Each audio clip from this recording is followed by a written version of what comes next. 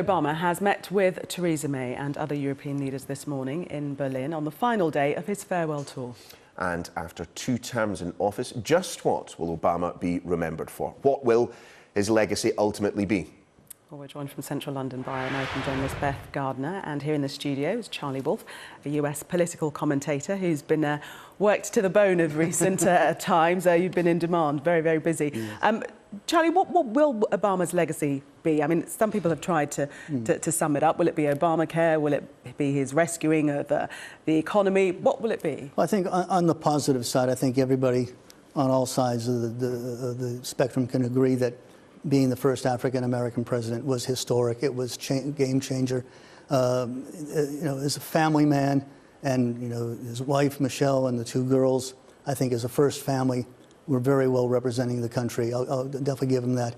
I think politically, though, unfortunately, if you look at this election that's just happened, essentially this has repudiated everything that was of his legacy. This was a lot about Obamacare. The signature proposal of his 2 terms, that's going to be gone with, and people don't want it.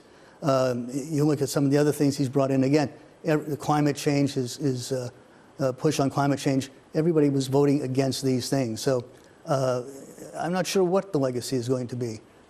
Some of the things, the deal with Iran, the nuclear deal, we'll have to wait and see how that plays out. I must admit I'm not hopeful, but time will tell. But at present, I don't think it's as sparkling as he had hoped for. Interesting, quite telling that you're saying that people voted against Obama rather than not for Clinton. I mean, is that how you see it, Beth? That people saw her being brought into office as a continuation of Obama's 2 terms? Well, I mean, it's interesting. Actually, Obama is at his highest approval ratings right now of, I think, the entire 8 years in the mid 50% range, which, given the degree of partisanship that we have in the United States right now, is extraordinarily high. So in some sense, he's really riding high. But, obviously, as you've just been discussing, he really put himself on the line for Hillary Clinton. And she did represent a continuity with the sort of incremental, steps forward on various issues that he has advocated. And I think it's you can sort of take a step back from individual policies and look at it, through a broader lens as well. Obama really has represented, a new America, the sort of changing face of America. Obviously, as the first African-American president, but I think sort of more broadly than that, the way that he has advocated for gay rights, for women's rights, for a more sort of inclusive society. And this Trump victory really represents I think of a backlash to that. Trump obviously was a candidate who used, very openly racialized languages, who flirted with, the white supremacy of the far right, with pretty overt misogyny in the way that he spoke. It's the, sort of polar opposite of who Obama is as a person and what he represents, for the country. So obviously there are legacy items like, his work on climate change, like the Iran deal, like Obamacare, which now are in, serious jeopardy and are very likely to be reversed in the first weeks that Trump takes office. But I think almost more than those particular policy items, it's a vision of what America is that has really drastically changed now based on this election result we saw last week. Charlie, when you sit down with a blank sheet of paper and start listing President Obama's domestic achievements, I mean, frankly, the list isn't particularly extensive. Everyone continues to bang on about how persuasive he is, what a fantastic orator. But the one thing that President Obama could not do was bring Congress with him. I can't think of another president who had quite so much difficulty with Congress, even given the obvious political divide. Well, they talk about Trump being inexperienced. Here was a man who spent most of his years in the faculty lounge in Chicago and Harvard. He was not able to negotiate and bring people with him. He gave some great speeches, but even those, when you tore them apart, you could see where there were problems with the logic or historical facts that weren't correct. I mean, all right, he's probably a better orator than Mr. Trump. I'll give you that. Yeah, I think we can all agree on that one. Or as a friend of mine once said of George W. Bush, he's against all taxes, including sin tax. But I think also, if you look at the state of the country, first African-American president, yet I think relations between blacks and whites are at an all-time low, and I just can't figure that one out. I don't think you can blame alt-right on that. I look at, for instance, the Black Lives Matter group, which I don't think is really a friend of African-American people. The fact of, in 8 years, we've come to a point now where the Democrats lose an election and you have safe spaces on campuses so, these closeted college kids can sit there and cry because they lost the election. And I don't know what's happened to the country. To use an American term, it's been wussified. It's really in a very strange place where the people are protesting because the election didn't go their way. So a lot of things have happened in the last 8 years that's really, kind of dimmed us on the world stage. Even Mr. Obama himself was not really a leader on the world stage. He wasn't respected by a lot of our enemies.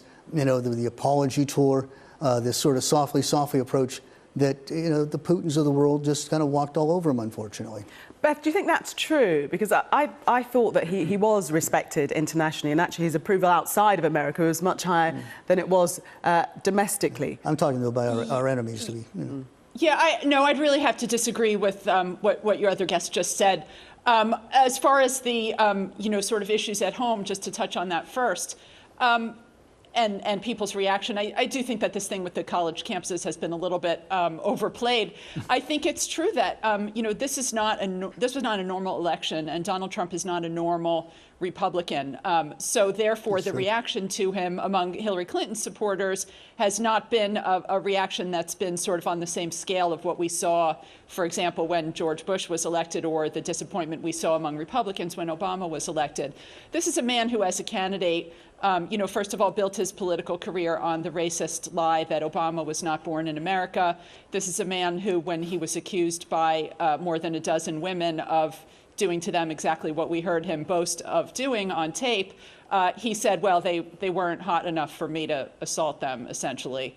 And who has threatened to deport millions of illegal immigrants, and who's used hostile language about Mexico and other Latin American countries, not to mention his, policies on Muslims. So I think because of that, you are actually seeing that a lot of Americans now who are literally afraid, who are fearful of what is going to happen to them under this presidency.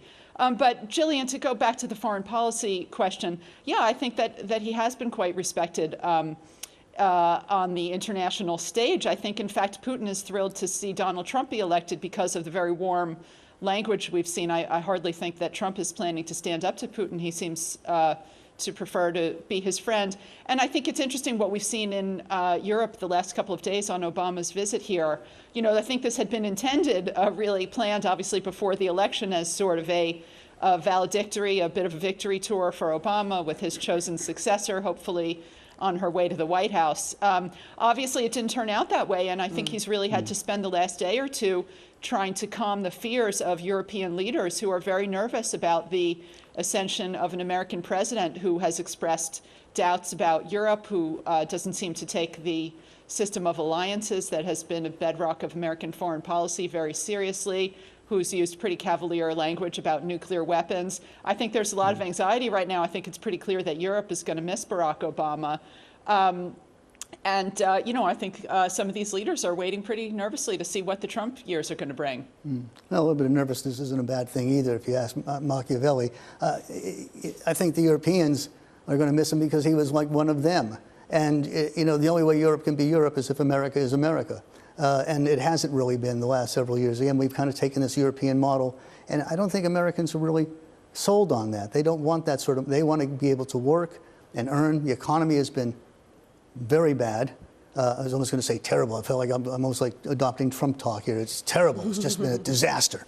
We haven't had growth over 2% in the last 8 years. People have not been able to work, not been able to find jobs. Mr. Obama has been massaging the figures. He talks about unemployment. He doesn't use, the true figure, which is people that are outside of the work, they just aren't even looking for work. Those aren't counted in those figures. So he paints a rosy picture, but people working in the coal mines in Pennsylvania, people in the steel mills know what the truth is, and that's why they rejected Hillary Clinton. They saw her again as a continuation of Obama. A rejection of Clinton, but also a rejection of Obama. Yeah. Thank you very much for your analysis, Charlie Wolf, and Beth Gardner also. Thank you for joining us. Thank you. Plenty more still to come here on Sky News.